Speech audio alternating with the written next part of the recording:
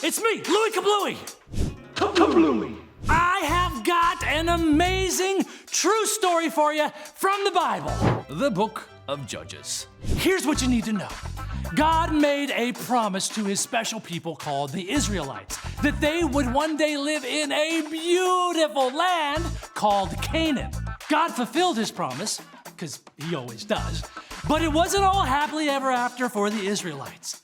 Even though God had proved himself, they rejected him and worshiped idols instead. They actually sinned a lot, and whenever they would turn away from God, their enemies would attack. Attack! And when the Israelites turned away from their evil ways, God sent them special leaders called judges to lead them. Retreat! God gave these judges courage and wisdom to be good leaders.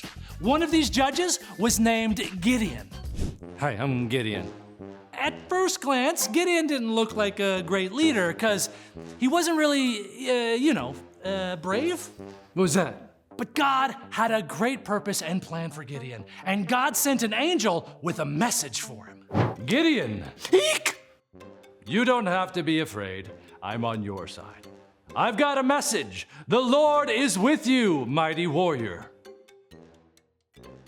Are you sure you got the right guy?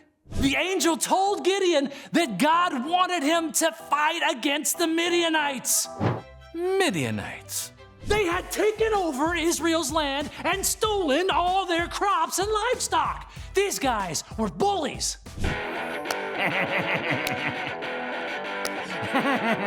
Gideon didn't feel too mighty.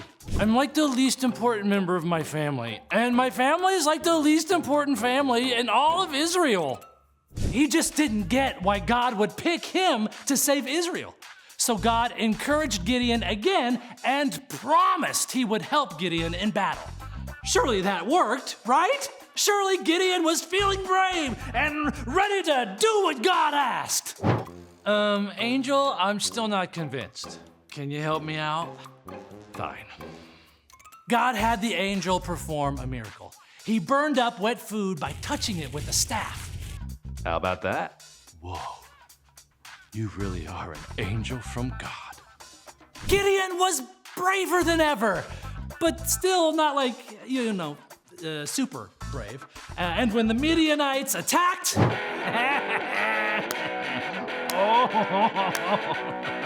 instead of facing them, Gideon asked God for another sign.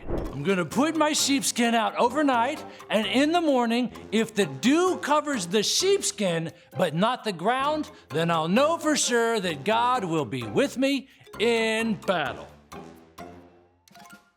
And that's exactly what he did. And God proved himself by making the sheepskin wet but keeping the ground dry. Now Gideon was ready to lead, right? Wrong. I mean, sure, Gideon was becoming braver with every sign that God gave him, but he needed one more. I'll put the sheepskin out again, and in the morning, if the sheepskin is dry and the ground is wet with dew, I'll know for sure, 100%, without a doubt, ain't no way to deny it, that God will be with me. God is good and patient. He gave Gideon the sign he needed to finally be brave and fully believe that God was with him. The next morning, the ground was dry and the sheepskin was wet with dew. So Gideon knew God would be with him in battle. He gathered 32,000 Israelite soldiers to go fight the Midianites. But God knew that with that many soldiers, if they won, they would think they did it without his help. So Gideon made an announcement. If you're afraid to fight, leave. Did he just say what I think he said? He did say it, and some of the soldiers did leave. 22,000 of them, actually, leaving only 10,000 soldiers. Yay, we might still win. Gideon was brave now, going into battle with only 10,000 men. But that was still too many for God. So God had Gideon take his men to the stream, and he told him to only keep the soldiers who kneeled and cupped the water with their hands to drink it. Hey, don't stick your face in the water, you will see the enemy coming.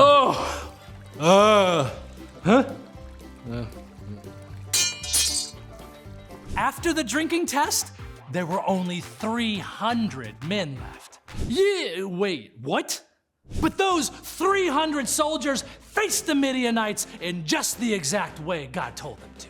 A sword for the Lord and for Gideon! What's happening? I'm so confused! With God's special plan, they sent those bullies running for the hills.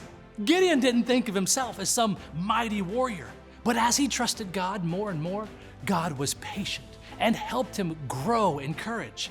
When we trust in God, God helps us be courageous too. Great story, huh? And like I said, all true. Thanks for listening, everyone. I'll see you next time. Kablooey out! Kablooey!